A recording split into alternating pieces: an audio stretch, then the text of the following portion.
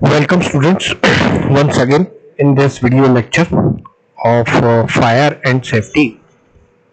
Fire and safety workshop में बहुत ही महत्वपूर्ण विषय है।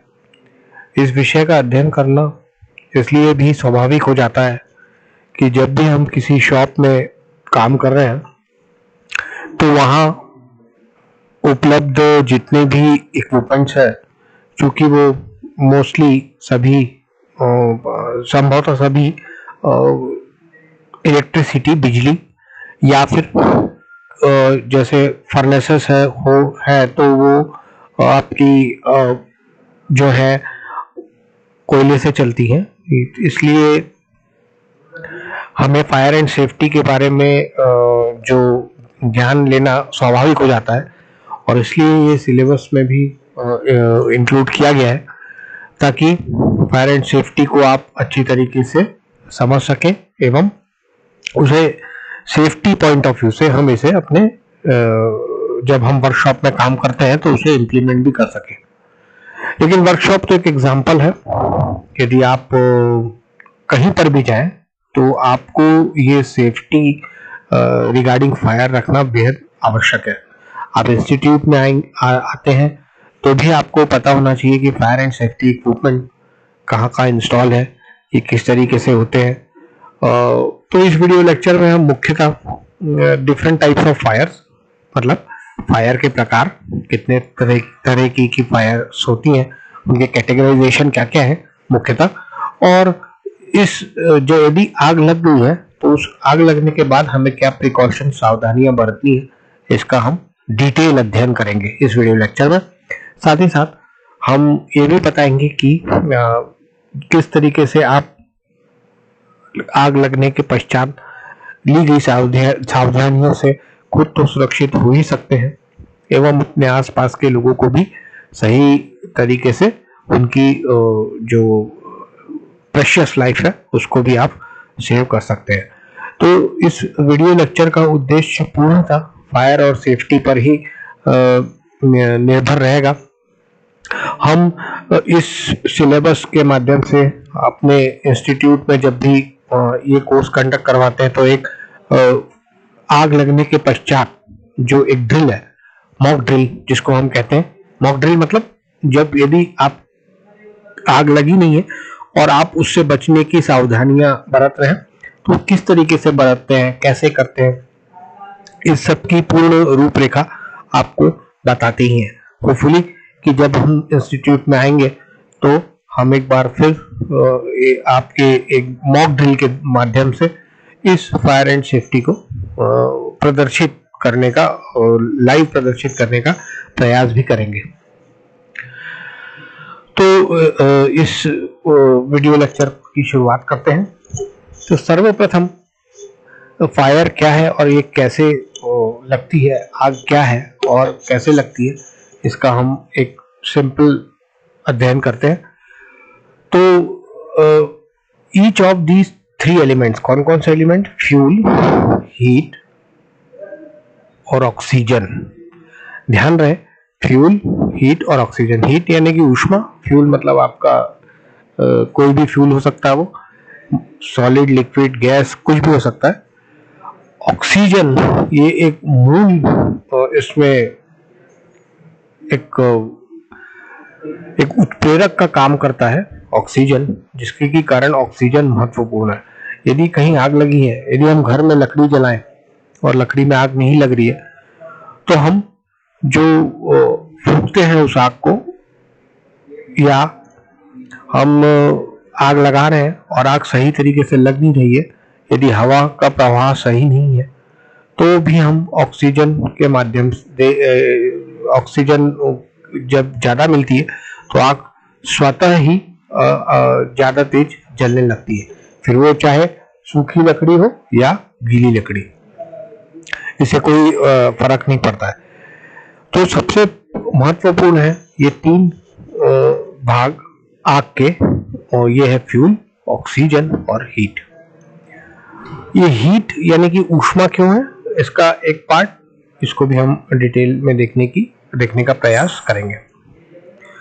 तो ये तीन एलिमेंट फ्यूल, ऑक्सीजन और हीट, इसको हम सबसे पहले समझते हैं और हम इस वीडियो लेक्चर के माध्यम से यह भी देखने की कोशिश करेंगे कि इन तीनों में से यदि एक भी पार्ट आग, मतलब प्रकार तो नहीं कह सकते, ये भाग है, आप आग के या फायर के भाग हैं, इनमें से एक भी भाग को हम यदि रोक सके तो जो आग है या फायर है वो स्वयं रूप से बंद हो जाती है। तो जो फ्यूल है, अब फ्यूल जो है हमारा, उसको देखने की कोशिश करते हैं। ईंधन जो है वो तीन प्रकार का होता है, सॉलिड, लिक्विड और गैस। ये आप सही तरीके से परिभाषित कर सकते हैं। हमारे डे टू डे लाइफ में यदि हम देखें तो यदि हम गाय के गोबर से के बना हुआ जो कंडा है, उस कंडे को यदि ले तो ये हमारा क्या हो गया, सॉलिड फ्यूल हो गया या ईंधन। लिक्विड फ्यूल मतलब तरल पदार्थ, पेट्रोलियम, पेट्रोल, डीजल, मिट्टी का तेल, ये लिक्विड हो गया। और गैस हमारा ये जो एलपीजी है, लिक्विड पेट्रोलियम गैस, जो हम अपने घरों में सिलेंडर में प्रयोग में लाते हैं, एसिटिलीन गैस है, हीलियम है, हाइड्रोजन है। ये कई तरीके की गैसेस हैं जो अवेलेबल रहती हैं। और ऑक्सीजन इटसेल्फ है, ये भी एक गैस के रूप फॉर्म में आप देखते हैं। तो इंडस्ट्री लेवल में जब हम इस ईंधन को देखते हैं तो आपको वर्कशॉप के साथ जैसा एनवायरनमेंट रहेगा वैसे आपको इंडस्ट्री में भी एक एनवायरनमेंट रहेगा। और हमें बहुत सजग रहना पड़ता है इस फायर एंड सेफ्टी के प्रति कि हम इसे कभी भी इजी नहीं लेना है। हमें इस ईंधन, ऊष्मा और ऑक्सीजन के प्रवाह को सतत निरंतर देखते रहना है कि कहीं ऐसी कोई भी घटना ना हो जिसमें ये तीनों जो भाग हैं फायर के, आग के, ये आपस में मिले, सही मिश्रण बने और आग लग जाए। इसलिए हमको इन तीन भाग हैं जो आग के, इनको देखना बहुत जरूरी है और समझना भी जरूरी है। दूसरा है ऑक्सीजन। मुख्यतः the air we breathe is about 21% oxygen. हमारे जो भूभाग में पृथ्वी के 21% ऑक्सीजन है, आपको पता है। लेकिन यदि हम आग लगाएं और आग यदि सही तरीके से जले तो उसके लिए न 21% की जरूरत नहीं होती है, वो मात्र 16% ऑक्सीजन में ही जल जाती है। इसका ध्यान रखें, 21% ऑक्सीजन की जरूरत आपको नहीं रहती है। आपको यदि आग को सही तरीके से प्रज्वलित करना है तो आपको मात्र 16% ऑक्सीजन की जरूरत होती है। तभी आप देखेंगे कि जब ऊंचे पहाड़ों में, जब ज्यादातर हम ऊंचे लेवल पर जाते हैं तो भी आग लग जाती है, बिकॉज आपको सिर्फ 16% ऑक्सीजन की ही जरूरत होती है और वो वातावरण में भरपूर मात्रा में मिलती है। तो इस 16% ऑक्सीजन को यदि आपके पास अवेलेबिलिटी है, आपके पास फ्यूल है, तो आप आसानी से आग प्रज्वलित कर सकते हैं, आग लगा सकते हैं, या आग दुर्घटनावश लग सकती है। इसको आप ध्यान में रखें। हीट यानी कि ऊष्मा, the energy necessary to increase the temperature. अब ये टेम्परेचर को बढ़ाने के लिए, सॉरी मैं पूरा पहले पढ़ देता हूँ। Temperature of fuel to where sufficient vapours are given off for ignition to occur. यानी कि फ्यूल है, ऑक्सीजन है, लेकिन आपके पास सही तरीके से टेम्परेचर मेंटेन नहीं है तो आग नहीं पकड़ेगी। इसलिए ये ऊष्मा को भी इसमें गिना जाता है और ऊष्मा को भी हम देखते हैं कि ये किस तरीके से सहायता करती है आग लगने में। तो एक सर्टेन टेम्परेचर के बाद, अब देखिए कई तरीके के कंबस्टिबल मटेरियल होते हैं। कंबस्टिबल मटेरियल मतलब ज्वलनशील पदार्थ। यदि मैं कंबस्टिबल मटेरियल का हिंदी उच्चारण करूं तो ज्वलनशील पदार्थ। तो जो ज्वलनशील पदार्थ है ये सॉलिड, लिक्विड, गैस में होते हैं। इनकी यदि आप लिस्ट बनाएं तो आप पाएंगे कि बहुत सारे मटेरियल जिनकी लिस्ट भी नहीं बना सकते, इतने मटेरियल कंबस्टिबल यानी ज्वलनशील होते हैं। और इन ज्वलनशील हर मटेरियल की जो ज्वलनशीलता है उसका एक सर्टेन टेम्परेचर रहता है। उस टेम्परेचर पर आने के बाद ही वो जो मटेरियल है वो जलने लगता है, यानी कि फ्लेमेबल कैटेगरी में आता है। तो ये कहाँ से मिलता है? ये जब हीट उस पदार्थ के, जो भी ज्वलनशील पदार्थ है, आप उस ज्वलनशील पदार्थ के पास में लाकर उतनी ऊष्मा उसमें दें, ऑक्सीजन का प्रवाह सही हो, तो फिर फ्यूल का जलना, स्वाभाविक जलना बहुत सरल हो जाता है। तो हम इस स्लाइड के माध्यम से बहुत आसानी से समझ सकते हैं कि यदि हम फायर की बात करें तो उसमें 3 मुख्य भाग, एलिमेंट्स जो है उसके अवयव। पहला कंबस्टिबल मटेरियल, ज्वलनशील पदार्थ, वो कुछ भी हो सकता है, आप इसकी लिस्ट नहीं बना सकते हैं किसी भी तरीके से कि कौन से ज्वलनशील पदार्थ है। आप एक प्लास्टिक लीजिए, वो भी सर्टेन टेम्परेचर के बाद जलने लगता है। कागज, और इसकी तो आपको पता ही है कि ये तुरंत फ्लेमेबल कैटेगरी में आते हैं। लेकिन ऐसे बहुत सारे ही मटेरियल है जो ज्वलनशील की कैटेगरी में आते हैं। तो ऑक्सीजन और फ्यूल होना ही, सिर्फ ऑक्सीजन और ज्वलनशील पदार्थ होना ही मात्र इस आग लगने का कारण नहीं है। उसके लिए आपको एक सर्टेन टेम्परेचर चाहिए। उस टेम्परेचर पर जब वो पहुंचता है तो ऑटोमेटिकली वो ज्वलनशीलता में उसकी वो जो फायर है वो ऑटोमेटिकली क्रिएट होती है और उस टेम्परेचर के बाद वो स्वतः जलने लगता है। तो इस तीनों का हम कभी भी यदि आग देखें तो इन तीनों में से हम समझने की कोशिश कर सकते हैं कि इन तीनों में से कौन सा अवयव हावी हुआ, जिसके की कारण ये जो बैलेंस है परफेक्ट, ये डिस्टर्ब हुआ, और जिसके की कारण फ्लेमेबल यानी ज्वलनशीलता उत्पन्न हुई और आग लगी। नेक्स्ट स्लाइड्स में देखते हैं कि आग कितने प्रकार की होती है। तो आग मुख्यतः 4 प्रकार की होती है, और इसे कैटेगराइजेशन इसका यदि करें तो class A, class B, class C और क्लास डी। क्लास ई भी होता है, बट इन तीनों में के चारों के माध्यम से हम बहुत आसानी से समझ सकते हैं। तो फ्यूल है, ज्वलनशील पदार्थ है, सॉलिड, लिक्विड और गैस, ये कुछ भी हो सकता है। तो कुछ एक माध्यम के द्वारा हम इसे इसकी क्लास ऑफ फायर से देखते हैं, क्योंकि जैसे मैंने आपको बताया कि कंबस्टिबल मटेरियल या ज्वलनशील पदार्थ की आप लिस्ट नहीं बना सकते, there are an number of items जो ज्वलनशील है। तो फिर भी मुख्यतः जो काम जो हम किसी एक कैटेगराइज बांट सकते हैं, तो हम इसे मुख्यतः class A, class B, class C, class D. तो ये क्या ये मटेरियल के टॉपिक्स है? हाँ, ये मटेरियल्स के टॉपिक है। यही कंबस्टिबल मटेरियल यानी ज्वलनशील पदार्थ की लिस्ट है। लेकिन इस लिस्ट के अंदर आने के बाद जो आग निकलेगी उसे हम नाम देंगे क्लास, और वो क्लास होगा आइदर क्लास ए, बी, सी और डी, इस तरीके से। तो हम अब इसी के साथ साथ हम इसे क्लास ऑफ फायर में भी बांट सकते हैं कि यदि क्लास ए हुआ तो कौन कौन से मटेरियल इसके अंदर होंगे। ऑर्डिनरी कंबस्टिबल ज्वलनशील पदार्थ और फाइबोरियस मटेरियल, जिस मटेरियल में फाइबर ज्यादा हो, such as wood, paper, cloth, rubber और प्लास्टिक। वुड मतलब लकड़ी, पेपर हमारा साधारण पेपर, कपड़ा, रबर और सम प्लास्टिक, कुछ प्लास्टिक की कैटेगरीज इस क्लास ए फायर में आती है। क्लास बी कौन सा है? फ्लेमेबल, ज्वलनशील और कंबस्टेबल या ज्वलनशील लिक्विड।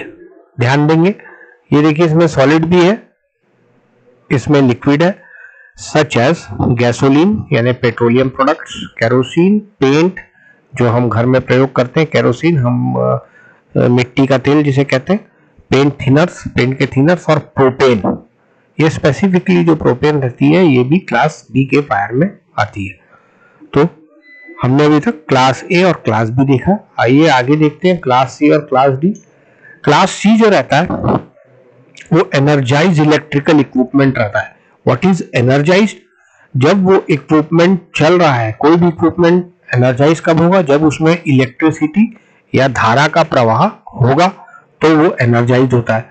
तो जो एनर्जाइज इलेक्ट्रिकल इक्विपमेंट में जब आग लगती है, स्पेसिफिकली यदि हम बात करें हमारे घर का सपोज फ्रिज है, बंद है, तो वो क्लास सी नहीं कहा जाएगा जब तक यदि वो चालू है और आग पकड़ लिया तो we call it as energise electrical equipment such as appliances, switches, panel boxes and power tools.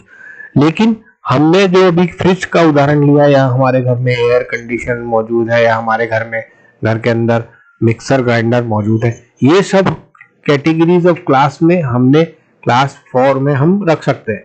लेकिन हम जब भी फायर की बात करते हैं तो हम हमेशा इंडस्ट्रियल इक्विपमेंट्स और टूल्स का ही प्रयोग करते हैं, क्योंकि ये अक्सर जो फायर है, आग है, वो इन्हीं टूल्स में ज्यादा लगती है। तो ये जो एनर्जाइज इलेक्ट्रिकल इक्विपमेंट है, सच अप्लायंसेस एज स्विचेस, ये स्विचेस जो हमारे घरों में भी मौजूद होते हैं, पैनल बॉक्सेस, बड़े बड़े पैनल बॉक्स जिसमें की धारा का प्रवाह आता है और जो मुख्य धारा है ट्रांसफार्मर से आती है और अलग अलग रूम्स और सब जगह डिस्ट्रीब्यूट होती है। ये पैनल बॉक्सेस भी हमारे यहाँ मौजूद हैं इंस्टीट्यूट में। और पावर टूल्स यानी कि जिसमें इलेक्ट्रिसिटी का प्रवाह लेकर हम उससे कुछ काम कर रहे हैं, सपोज ड्रिलिंग मशीन, सपोज बड़ी मशीनें जिसकी सहायता से हम इलेक्ट्रिसिटी की सहायता से हम इन्हें चला रहे हैं। और at last but not least class D मतलब certain combustible metals such as magnesium, titanium, potassium और सोडियम। तो ये जो कंबस्टिबल मेटल्स है, ये मेटल्स की कैटेगरी में जितनी भी फायर लगेगी तो वो हम किसमें, ज्वलनशील पदार्थ जो है कौन कौन से हैं, मैग्नीशियम, टाइटेनियम, पोटेशियम और सोडियम।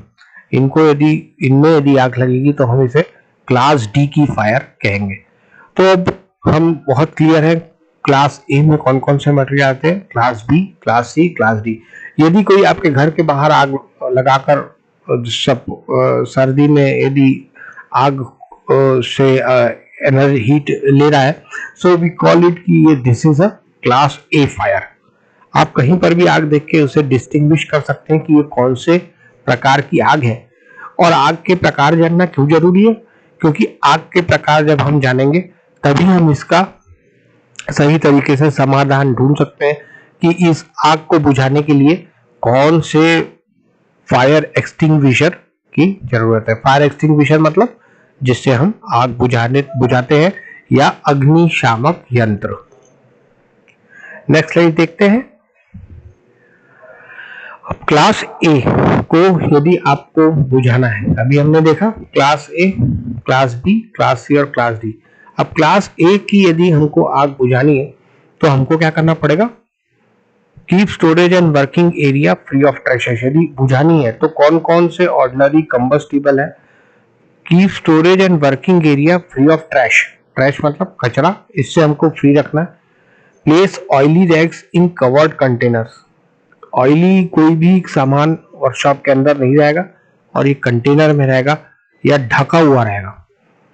सपोज एक बेरिंग है जिसमें ऑयल लगा हुआ है और यदि वो कहीं पर पड़ा हुआ है जिसमें ऑयल लगा हुआ है, और यदि वहां पर कभी बाय फॉल्ट किसी की दुर्घटनावश यदि वहां आग आती है तो सबसे पहले आग वो पकड़ेगी। तो क्यों पकड़ेगी, बिकॉज उसमें ऑयल की एक परत लगी हुई है और हमने उसे सही तरीके से ढका हुआ नहीं है, सो ऑटोमेटिकली उसमें हम आग पकड़ लेगी। तो ये प्रिवेंट फायर, यदि आपको क्लास ए की फायर से बचना है तो आपको ये दो सावधानियां रखनी पड़ेगी। क्लास बी फायर यानी कि फ्लेमेबल लिक्विड्स और गैसेस। इन यदि क्लास बी फायर में आपको फ्लेमेबल लिक्विड और गैसेस है तो हमको इससे बचने के लिए क्या उपाय करने पड़ेंगे, do not refuel gasoline powered equipment in a confined space in the presence of open flame और while the equipment is hot.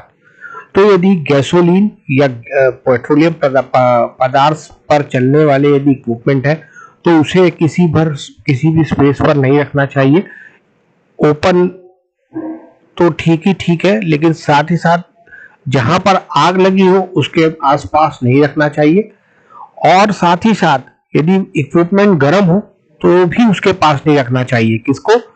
Gasoline powered equipment को, क्योंकि यदि उसको आप आग के पास, टेम्परेचर के पास रख रहे हैं तो उसमें भी आग लगने की संभावनाएं कई गुना बढ़ जाती है। Keep flammable liquid store in a tightly closed container and away from spark producing sources. तो ये जो फ्लेमेबल लिक्विड है, जिनमें ज्वलनशील पदार्थ है, इनको हमेशा टाइटली क्लोज कंटेनर में रखना चाहिए, ताकि किसी भी तरीके की स्पार्क या कोई भी आग लगने की दुर्घटना यदि आसपास हो तो वो ज्वलनशील कंडीशन में रहते हैं और उनमें आग तुरंत ना पकड़ सके।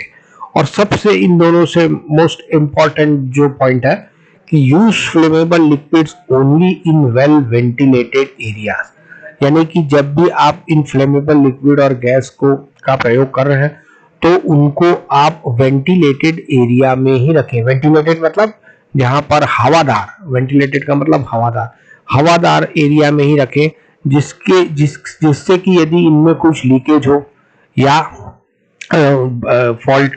किसी फॉल्ट की वजह से इसमें कोई लीकेज हो तो वो इस हवादार इस एरिया से निकल जाए और आप की जो दुर्घटना है उसको आप वहीं पर रोक सके। लास्ट बट नॉट लीस्ट हम क्लास सी पर आते हैं। क्लास सी यानी कि हम इसमें देख सकते हैं हमारे क्लासेस ऑफ फायर्स में class C is dependent upon electrical equipment, और क्लास सी ही आपको इंडस्ट्री में सभी जगह ऑलमोस्ट मिलेगा। तो अब मैंने इंडस्ट्री का वर्ड क्यों यूज किया? बिकॉज वर्कशॉप में तो इलेक्ट्रिकल इक्विपमेंट है ही, लेकिन इंडस्ट्री में ये कई गुना होते हैं। Most of the equipments run on electricity, तो इसलिए ये इलेक्ट्रिकल इक्विपमेंट की कैटेगरी में आते हैं। और इस पे से रिलेटेड कहीं पर भी ज्वलनशीलता उत्पन्न हुई तो स्वाभाविक रूप से इसमें ये काफी ज्यादा जो इलेक्ट्रिकल इक्विपमेंट रहते हैं वो बहुत जल्दी से आग को पकड़ते हैं। तो इसमें मुख्यतः जो बातें हैं हमको ध्यान में रखनी है इलेक्ट्रिकल इक्विपमेंट क्लास सी की फायर को रोकने के लिए। तो इसमें सबसे प्रथम है never install a fuse rated higher than specified for circuit. सबसे मुख्य इसमें ये आता है। यदि हम अपने घर का उदाहरण लें तो हमारे घरों के बाहर जो मेन फ्यूज रहता है वो कई बार होता है, तो उसमें जो एक पतली तार लगती है जिसको कि हम फ्यूज कहते हैं, हम उस पतली तार की जगह से छोड़कर हम उसमें एक मोटे तार को इंस्टॉल कर देते हैं, जिससे कि वो मोटा तार उड़ता नहीं है और हमारी जो होने वाली दिक्कत है उससे हम तात्कालिक रूप से सेफ रहते हैं। लेकिन यदि हम लंबे समय के लिए देखें तो यह हम ओवरलोडिंग स्टेज पर है और इस सर्किट को हम जबरदस्ती चला रहे हैं, तो इससे हमको चलाने से बचना है।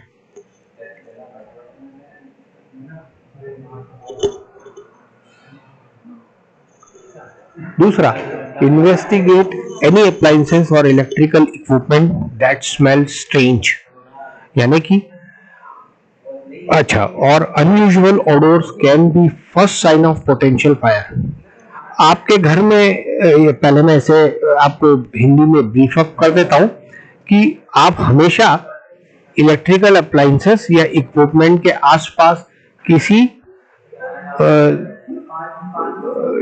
जलने की जो बदबू आती है उसको ध्यान रखें, और ऐसी कभी भी बदबू आए तो तुरंत सतर्क हो।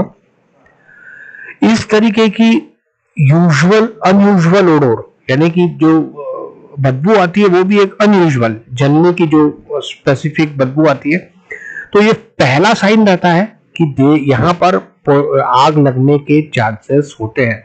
और इसका अनुभव आपने अपने घरों में भी किया होगा कि जैसे ही आपका जो फ्यूज है वो फ्यूज बिजली का यदि आपके घर में यदि पुरानी ट्यूबलाइट्स लगी है तो उस ट्यूबलाइट्स में लगने वाला यदि चोक जल जाता है तो उसमें से एक अलग स्मेल आती है, ओडोर आती है, स्मेल भी नहीं कहेंगे, ओडोर आती है, बदबू आती है। उस बदबू को यदि आप पहचान लेंगे तो आप समझ सकते हैं कि ट्यूबलाइट ओवरलोडेड है या इसका चोक खराब है और इस चोक को हमको बदलना है। तो ये अनुभव आपने जरूर लिया होगा। This same potential, this same bad odour आती है जब हम क्लास सी का क्लास सी का हम अनुभव लेते हैं इंडस्ट्री के अंदर। Utility lights should always have some type of wire guard over them. तो यूटिलिटी लाइट्स जो होती है हमारी, कौन सी यूटिलिटी लाइट्स?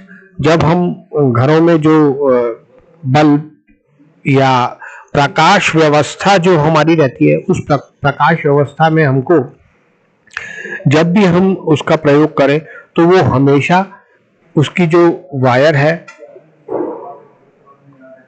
वायर गार्ड के द्वारा हमको हमें वो सुरक्षित होनी चाहिए अक्सर। तो आप देखते होंगे यदि आप ट्रेन में जाएं तो ट्रेन में आपको ये वायर गार्ड के द्वारा ये यूटिलिटी स्लाइड जो है ये हम इसको कवर कर सकते हैं।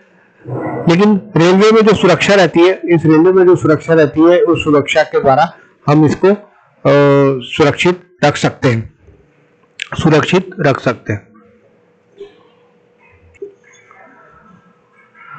अब हम आते हैं क्लास डी यानी कि फ्लेमेबल मटेरियल। यदि हम अपने इस डिस्क्रिप्शन में देखें और क्लास डी को देखें तो इसमें जो ज्वलनशील पदार्थ हैं जैसे मैग्नीशियम, टाइटेनियम, पोटेशियम और सोडियम, ये कुछ कैटेगरीज है। मैंने आपको पहले भी बताया है कि ये n नंबर ऑफ हो सकती है जिसको कि हम सही तरीके से इसकी लिस्टिंग भी नहीं करते। प्रत्येक पदार्थ में कुछ न कुछ फ्लेमेबल कैरेक्टरिस्टिक्स होती है, तो उसके द्वारा हम वो आग पकड़ता है।